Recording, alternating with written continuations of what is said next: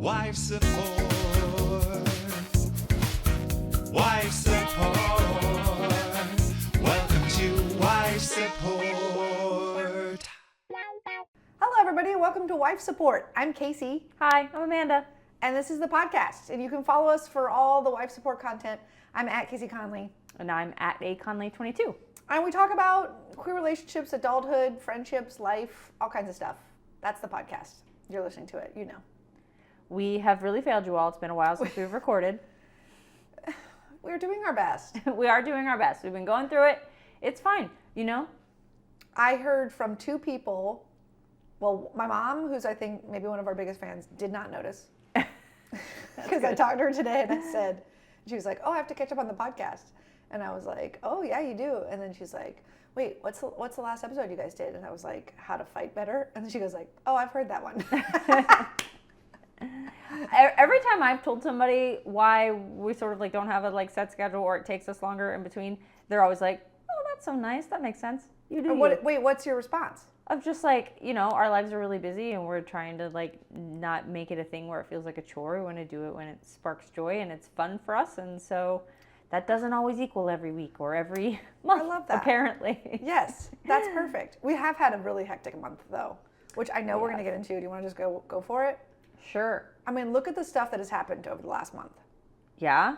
Should we list the things? Go ahead. Well, okay, first of all, the Dodgers went back into play. That's a fun thing. We've had more Dodger games to attend. Yep. I had not one, but two television tapings. Yes. Two. Being a comedian on TV. Yes, those are very exciting. We went to Florida to see my family. We did that. We were celebrating kind of a dual birthday thing for both of my parents, having big milestone birthdays. And Yep. Oh, I got in a car accident. We are now a one-car family. One car family. Yep. And we're very glad that you are okay. It was I would classify as a pretty serious accident. It was pretty gnarly. I'm okay. So let's start this by saying I am fine. Feeling very lucky. Walked away from it. No serious injuries or anything. And thankfully the other person was okay too. Yes. But yeah, so my airbags, baby. Airbags, baby. If you are someone who has ever seen us in person, you know that I used to drive a sexy little red Honda. Which people are also discovering that you did have a sexy little car. Yes, sexy little red Honda Civic, and she is no more, unfortunately. She was a total loss after the accident, and so we are trying out that one car life, and which is really funny because we were talking about this literally the weekend before, talking about like, we both work from home. I really don't go very often. I don't go very many places. I'm kind of a homebody. And so there would be many weeks where we're like, we should go start the Honda. Yeah. Well, and also because we park tandem. So it's like when one person's always just leaving single at a time, that you just take the car that's in the back. Yeah. You're not going to try and swap the cars around. And so, yeah, we've been like, we need to start up the Honda so it like runs. And because the battery had died before. Yeah, it had. I had a way to jump it before. So we had been talking about this, like it had really low mileage, we could get a lot of money for it. Should we sell it, see what it's like to just have one car? It's more eco-conscious, it would save us some money, whatever. And then that decision was made for us. I'll say. Yes, in a fateful morning, Amanda headed to a hike and got clipped by another car in those windy mountain roads, which are very scary. And it was very scary, and I'm really thankful. I have to say, we called her car Shane. Her name was Shane, after the sexy character in the L Word. If you know, you know. And Shane went out on top. She went out a hero as far as I'm concerned. She did. So I'm really glad. She did her job. She was a regular American hero, or I guess Japanese hero. Japanese hero. Yeah, nice. But yeah, so we've been doing the one car house thing, which I think has upped our communication. Yeah. It certainly requires a lot more communication and like planning. Yeah. I don't know. We keep talking about this. It's only been, what, a month? Maybe a little less? Yeah. And so, like, it's been a struggle. Yeah. Mostly it's been a struggle for me. Yeah, I was going to say. I have been the one who has had to make a lot of changes and alterations and, you know, concessions. But listen, I got a little taste of that medicine this week, and I was like, ooh, I get it. Yeah. I get it. Where basically it was like, you had the car at the office this week, and I was at home with, in truth, nothing I needed to do nor I needed to be, which is great. But the feeling of being stuck at home where you can't go anywhere, it's not pleasant. It makes you very antsy. Well, and we're just so used to, like, if you want to go somewhere, you go. And so in this situation, you have to either rely on the generosity of your friends or Uber. And, like, who wants to do that? Such a pain. So anyway, we're trying this out.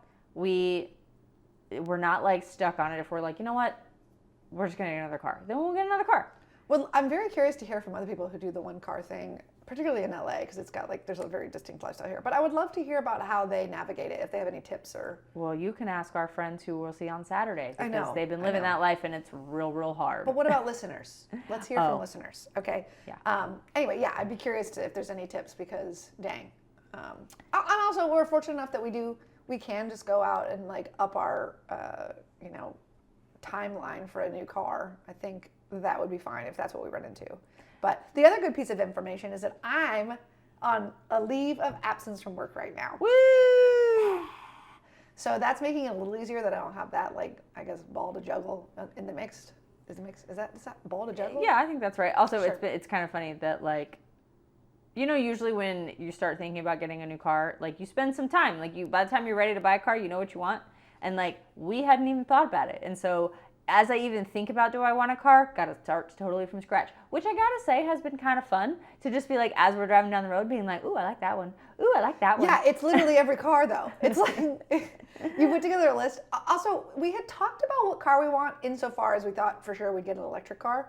And now that's sort of like TBD. But she put together a list that has like, here's my top, 4 electric cars. Mm-hmm. Here's my top 4 hybrids. Here's my top maybe 6 gas powered. And I was like, okay, so step 1 is test drive all these babies. At least test drive like the top 2 from every category. Yeah. I would say. Yeah.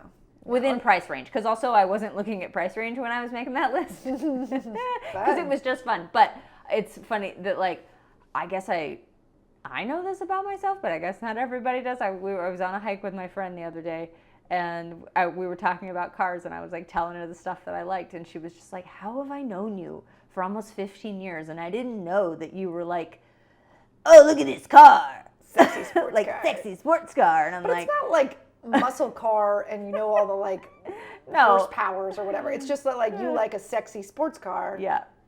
I mean, I can see how that would have flown under the radar. It's like a Civic, like you got it new and it was definitely sexy, but like a Civic is considered a pretty like economical vehicle. Yes, but when she came out, she was very and she's red. Yeah, she was red. So I love a red that's a good car. indication. But yeah, I can see where it could be lost on some people. It just made me laugh.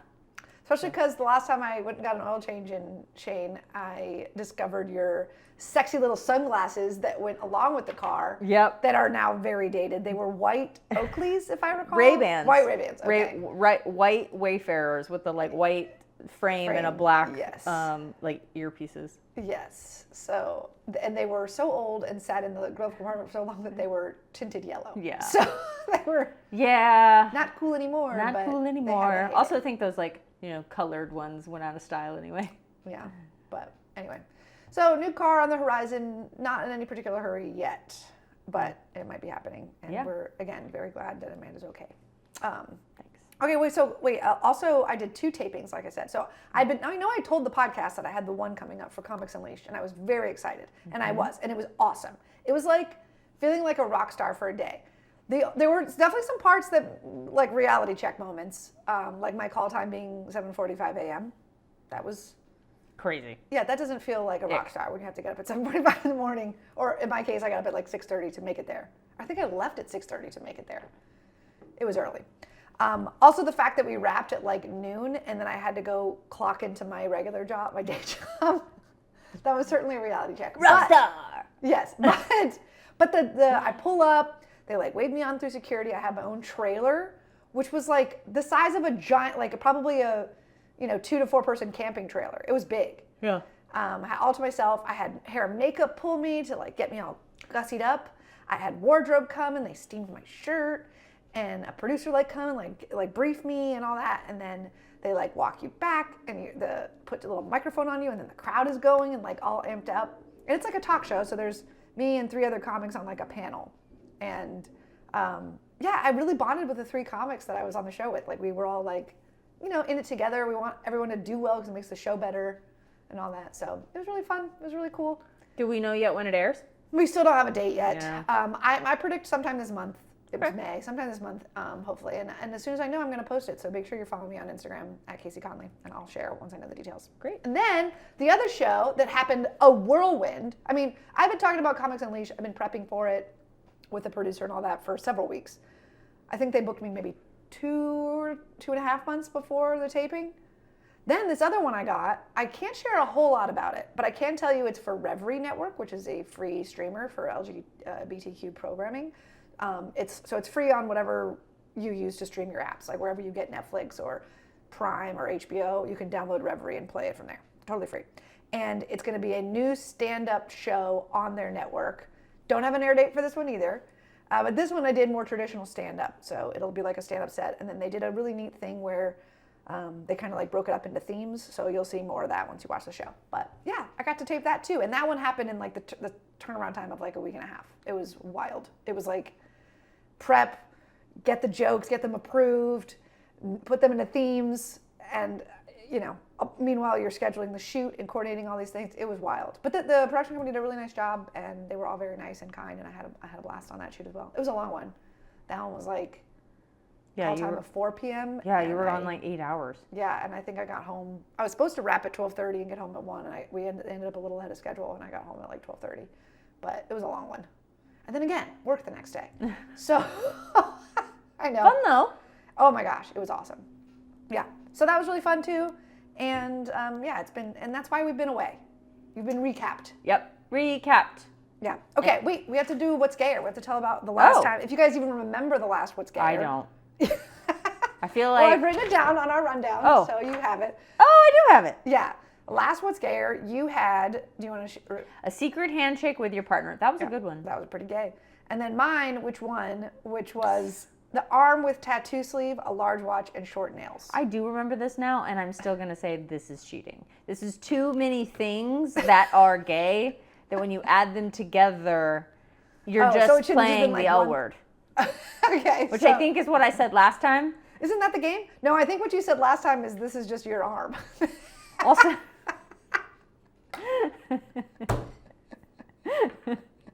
Listen! Of course this is gay. This is my arm. I don't have a full sleeve, thank you very much. Yeah. Close enough. Yeah, but I did in fact win. Or maybe I should say your arm won. But I get the points no less. Mean. Yeah. So that was cool. That was fun. That's great. I won. And then one last little bit, I want to plug my special taping, June 27th at the Crow in Santa Monica. It's at 8 p.m. Tickets are available online. Please come. Please support me. It's a big deal. I'm shooting it, and I want like a good, supportive, awesome audience to be there. So it would mean a lot if you came. I'll be there. Come sit with me. Yeah, perfect. Exactly. And is there anything else on your mind, Boo? I know we've talked almost half this podcast. No, if you're watching and you see me yawning, I'm very sorry. This is not boring. I've just had a really busy day today. And have you been yawning over there? I'm just, lots of phone calls. My brain's tired. Okay, but you're ready to go. Yeah. You said your brain was tired before this, and that you said it was mush. And I said, do you not want to record? And then you said something very sweet. That talking to you is not hard. But I have to play a role at work, and I have to be like overly attentive and listening, and I'm tired. Overly attentive. Yeah, and also like... Wait, you have to play a role of listening that you don't have to play with me? It's different. I have to like listen with intention. Oh, like active listening. Yes. Yeah. This is just fun. Yeah. You can. And also knowing that my parents touched down in T-minus like 2 hours. We're going to have my family here for the weekend. Yes. So gearing up for that emotionally, physically. I don't think your parents listen, and maybe it's they don't. It's a good thing. Yeah. I'm excited for them to come. We're doing a lot of fun things. We're going to take them to the Dodger game. We're taking them to the Sparks game. I'm wearing my Sparks shirt right now. Mm-hmm. The season starts tomorrow. Yep. And I'm excited. We're taking them to the home opener. We are. Oh, the Sparks. Yeah. Yeah. For the Sparks. Yeah. And then we're going to take them to a Dodger game, and Amanda's going to have her favorite popcorn that we don't usually get to have because it comes in a tub that's like, it's too big for 2 people. Well, it's too big for 2 people when one of the people, you, eats like 4 kernels. I eat more than 4. I will have a handful or 2. Popcorn's not my favorite snack. They do have good popcorn. It's very good popcorn. It's I'm less excited. about the snack itself. I actually like popcorn. I just don't like the way it gets my teeth. Okay, sure. So, well, anyway, Debbie will be here to help. Yeah, so we don't usually get the popcorn even though you love it. Special occasions only. And guess what? You've got one coming. I think I'm most excited about going to dinner at Bakari. I love Bakari. I'm also excited. We're gonna take them to see one of our friends is the showrunner on a television show on Amazon Prime, and we're gonna take them to set tomorrow. Yeah, are we allowed to say the name of the show? I don't think she cares. Yeah, our friend is the showrunner for Ballard. Ballard on Amazon Prime. Check it out. They're shooting season 2 right now. Season 1's already out there, so you can go watch. So it's cool because my really parents good. like that show, but also because like we live in LA and I don't think they've ever seen like a television production. Yeah. Other than like a talk show. It's different. Yeah. I was gonna say they came. Did they come to? They came to Leno. Yeah. We also took them to something else. You took them on a Warner Brothers tour. Yeah, we've done a couple of different studio tours, but it's still different to like go to an active set. Totally different. Yeah. It's really cool. I got to do it a couple weeks ago solo because I'm a big TV nerd and wanted to experience it like really behind the scenes and not the way you have to take a group of 4 around behind the scenes. And it was awesome. Yes.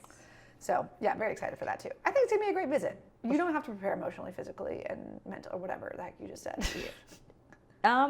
We got this. It's not you. It's my family, not yours. Yeah. So let's say that. You prepare however you need to. Yes, You're thank right. you. We'll Shall talk we about dive in? Let's dive in. Okay. We have a podcast to do. It's not just us chit-chatting, although it could be. Dilly-dallying. It could be. That's a pretty great podcast. No, but today we're going to talk about, I think, a pretty popular topic. We're talking about love languages. The 5 love languages specifically developed by this, it's not important, but we'll give him credit. Dr. Gary Chapman, he developed this thing. Everyone like uses it very colloquially, I feel like, at this point. But Yeah. it's like 5 different distinct ways that people express and receive, that's an important distinction, love.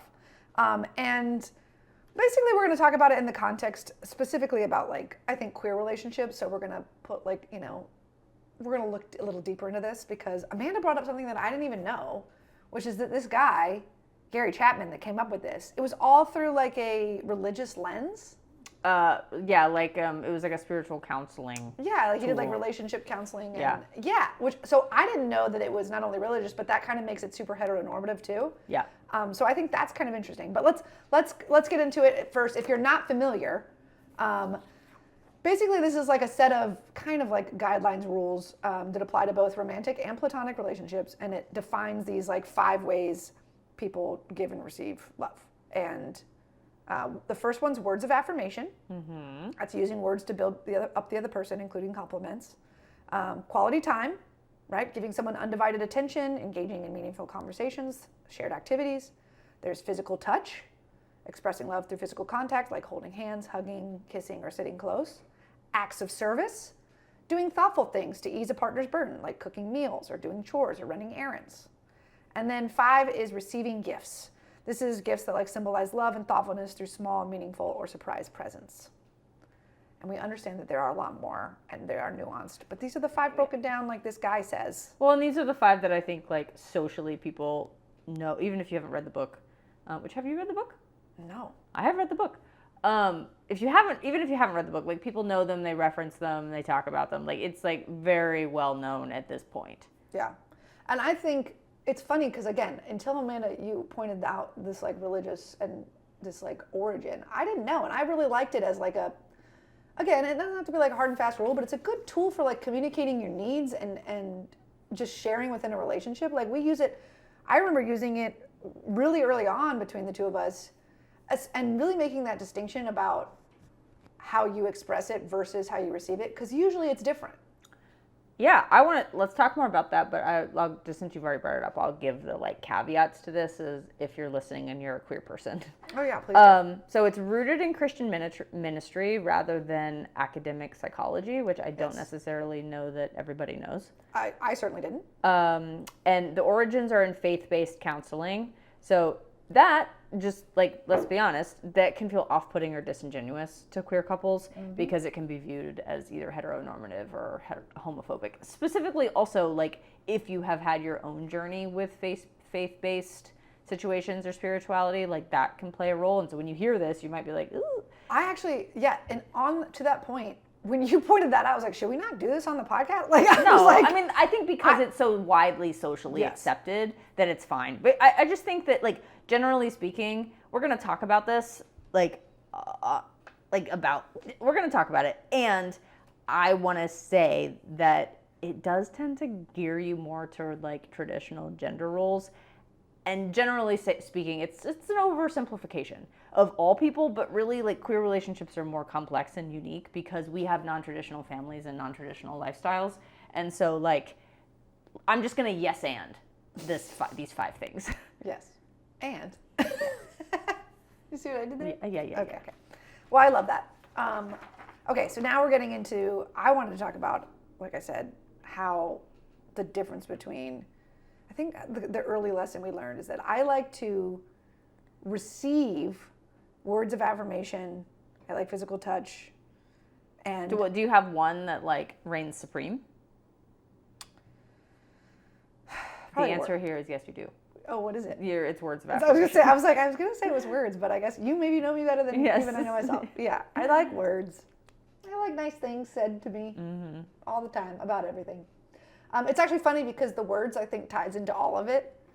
Like I just want nice things said about everything else I could possibly do. So maybe I'm doing an act of service. I need your words of affirmation that you. Maybe you've given a gift. Do you need the words of affirmation? No, that's 100% what it is. Yeah, it's all words. But then I think when I express it, it usually comes out as acts of service, which is funny because I do that and I always want to show you, like I took the car to get washed before your parents come. I like went and got the groceries they need. And so that is my like go-to is to like give my time and talent, if you will. And that's not how you receive. That actually, so if you read the book or if you know anything really about this, that's like one of the key learnings that is like very early on, and that knowing this and understanding that how people receive and express are different is really critical to this, because you could be doing something in your expression of love that the other person never hears or never sees because it's not on their radar. And so like, this is where I say the heteronormativity and traditional gender roles comes in. In the book, it talks about like the woman or the wife getting upset because the husband doesn't express love to her, and he's taking out the trash and like unloading the dishwasher and stuff, and that's his way of showing to her. And so like they're fighting because like they feel like they're doing what they can to show their love, but it's not being received by the other person. Yeah. Well, and I mean, you could throw in any pronouns in there, and I still think it would be a valuable lesson. I understand Totally, it's just the book. Yeah. Yes, but yeah, I think that was like a big eye-opening moment for me. That because if you want to talk about yours. Oh, sure. Mine. Well, I have one. The way I give and receive is the same, and it's quality time. And I love that you're so consistent. I mean, I have learned to do it differently now with you. Like, well, it's funny because I think as I've gotten older, one of the ways I try to show, or I do learn to show, is like now, if I'm cooking for you, it's the way I show people that I love them. Because it's something that I love and care about and I want to share, and it nourishes people and it feeds them. But like, I think I developed that acts of service early on, thinking that was how you received because it was how you expressed, and that was wrong. Yeah. You know? Right. I mean, don't get me wrong though, I do love an act of service. I think one of the cooler things about this too is that when you have that, like once you understand the book and you know the languages or whatever, you could go kind of 10,000 feet and start to see everything. Mm-hmm. Even if it's not how you normally receive it, you're seeing what your partner is doing in any of those and feeling it. Like when you, like last week, the week right before my leave, was really busy with this shoot, with work was like extra demanding, I think because I knew I was about to leave, and it was like, let's get everything we can possibly squeeze out of her. And our wedding rings were due for their like warranty cleaning, which is something I've always taken care of, and it's not a big deal.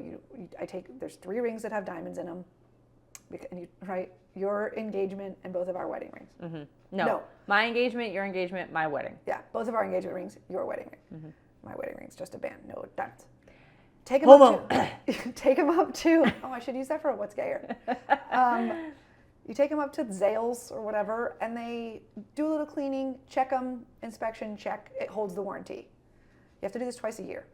April was the month we had till the end of April to get it done. And so it was like the 30th, and I was like, this has to happen today, and I'm really swamped and stressed or whatever. And you were like, do you want me to just do it? And I was like, oh my God, yes. So you're going and just doing that. That's an act of service. Yeah. it meant so much to me. It was such a relief. Like, that was like, okay, she loves me. This is not convenient for you. No. But you made it. You didn't make it seem like a big deal or put any guilt on me. You just went and did it, and it took it off my plate, which was a huge help. And so, again, that's not necessarily the way I receive love, but in that moment, loud and clear. Well, and I get a sparkly ring out of it. Yeah, that's true too. And you get to wear it all three. I always like wear. True, I did. I stacked them all on top of each other, and I was like, bling. Yeah. So anyway, it was really sweet and nice, and I think it's like I said, once you're familiar, you start to see, and you can, I think, honor them all. Like, okay, so how about you cook a lot? Mm-hmm. I always try to be very vocal about when I'm enjoying it. You do. Even the next day. And I think you have started to like to receive words. No. I love that you think but that. But you'll even be like, tell me more. No, I think it's because I think I encourage you because I think that you like to give them. And so I'm just being supportive. Like, I want you to tell me if you like it or not. She's reverse psychologying me. I want you to tell me if you like it or not so I know if I should or shouldn't make it again. But, like, you're so cute. You'll like, because... This is so messed up. You'll be like, what's in it? And you, like, want to run. I think it's just you trying to show interest in the thing that I've spent time making. And I'm like, I don't need you to do that. Just tell me you like it or not. Okay, no. What I will do is send you text messages that are like 3 fire emojis that like lunch is so good. And that didn't do anything for you? It does. I mean, I'm like, awesome. I love that. You know? Well, okay, fine. Well, see, in this podcast is another great way we learn each other. It's in talking about the love languages that we've started to learn things about each other. Well, and quality time continues to be something that, and like you would think we've been together this long that we would have it all figured out. We don't, because I feel like maybe once every 4 or 5 months we have to have a come to Jesus about how Amanda needs quality time. Yeah. Because you're very busy, you have 2 full-time jobs, you know, comedy takes you out of the house a lot, and I have to be like, hey, can we hang out? Although I will say, I want some credit for booking our date night. You did do that. I appreciate that. Completely unprompted. Yep. Yeah. And I think, I'll tell you what, I'm on a leave of absence from work. I like had the brain space to be like, I want to spend some quality time with my wife. Oh, I bet she'll really like that too. Yes. Let me plan it. Yes, please. But I mean, like, this thing says that it's romantic and platonic relationships too. But like, platonic relationships, same. Like, I think we've talked about this, I'm a like one-on-one kind of friend. Like, I want to talk to you and like give you my undivided attention and like hear what you're talking about, like hear what's going on in your life, and then I'm going to follow up, and like I want to be engaged with who you are as a human being. Yeah. And so this shows up there too, of like, I don't feel fulfilled by going to like a group gathering, you know? I want to spend like good time with people that I care about. Do you think that that's why I'm a comedian, is like the laughter is words? Yep. Oh my God, did your brain just explode? That's absolutely Well, it. the way you were just saying that, I was like, okay, why do I like group gatherings? Oh, because I'm getting feedback from a lot of people at the same time that are like essentially laughing. Or... Yep. Yep.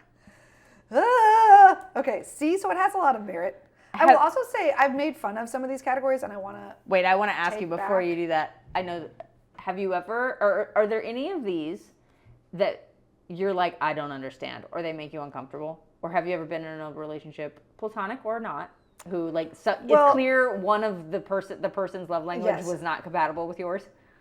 Yes, but there's a caveat to that. Okay. So I was going to say, well, you obviously have an answer to this. Why don't you go first? I'm just curious. Okay. Well, okay. I was going to say, I think when I first learned about these, I remember thinking receiving gifts was like gross and like a thing of like showing off your wealth or something. Oh, interesting. But that I think was also probably 22-year-old me that didn't have any money and was like broke as a joke. Can't give gifts. Like, right. And now I can see it as like, I mean, I used to bring home peppermint patties, which is another story.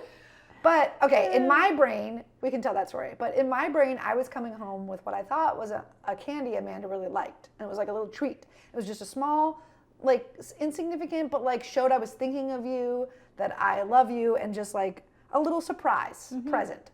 And so I do think that getting you those peppermint patties was like my little gifts. Yeah, It was like gifts me don't trying have to be like express love. big. Yeah, Yeah. it was me trying to express love to you. Now, come to find out, if you'd like to tell the story, I was way off. Not only just with receiving gifts. Kaycee would come. She would go to the grocery store and she would come home regularly with these tiny little York peppermint patties. Yep. And very nice. And I would always say thank you. And she'd be like, here, I got this for you. And I'd be like, great, thank you. And then one day I finally asked her, I was like, why do you always come home with York peppermint patties for me? And you were like, because they're your favorite. And I was like, nope.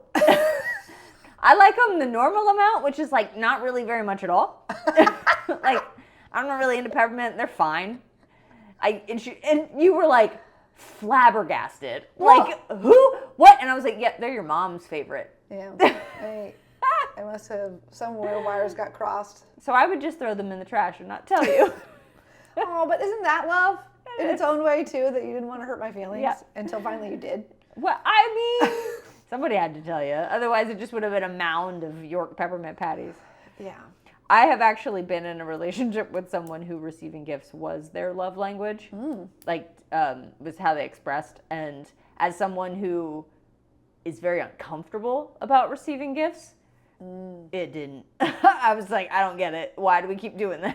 Like, what kind of stuff would they give you? I don't even remember now. It was a really long time ago. But like, I just remember because not only did they give the gift, it wasn't like give the gift and like that's it. It was like give the gift and then need all the affirmation of like how thoughtful that is and how sweet The that words. is and like but words. like to the nth degree. Yeah. Too much. So, yeah, and I would just be like, thanks. Yeah. I also want to point out that I think sometimes these things are weaponized Yeah. in relationships. Like, That I've is definitely true. heard of situations where, and it's like, I don't know if it was on TV or Friends or whatever, but I've heard about, for example, like a man might be like, well, my love language is physical touch because they want intimacy. And it being like, yeah, it's like, so I've heard, and I think you Interesting. could argue any one of these could be weaponized in a relationship to like sort of manipulate and get what you want. Yeah. Instead of it being like, no, I just want to feel your love. Yeah. So, I guess they should come with a warning label. I guess so. Yeah. Yeah. Anyway. I think didn't you also put on here something about like a misuse is the transactional piece? What do you mean? I don't know. I remember seeing something in the notes. This Maybe it's transactional love. Oh, thing. well, yes. That basically you could be trying to like trade back and forth. So the idea being like, okay, for example, maybe I'm acts of service, and I give an act of service because I want the words of affirmation. And so it's only like I'm only emptying the dishwasher because I want to hear you say, good job, or give me affection, or whatever.